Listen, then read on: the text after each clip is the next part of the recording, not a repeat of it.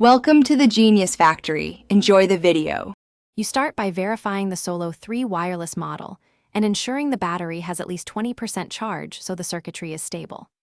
Once done, remove the left ear cup cushion using a plastic spudger, pry gently to expose the hidden screws, and remove them with a small Phillips. While you work, organize screws and parts in a tray so you avoid losing anything. This keeps reassembly simple and prevents accidental damage to delicate ribbons and pads. You now access the internal assembly and clearly identify the battery pack. Use a plastic spudger to pry up the ribbon connectors. Lift straight to avoid bending pins. Next, remove any mounting screws or brackets securing the battery. Then, with slow, steady force, separate adhesive pads while preventing stress on nearby flex cables.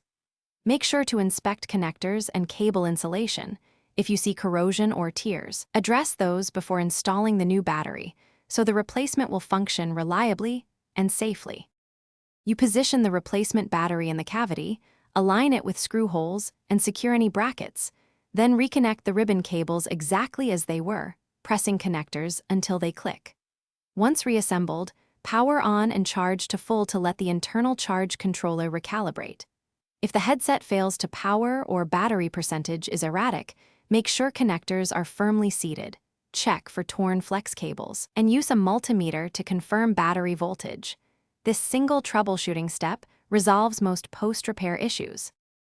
Thanks for watching. If you found this helpful, don't forget to like and subscribe.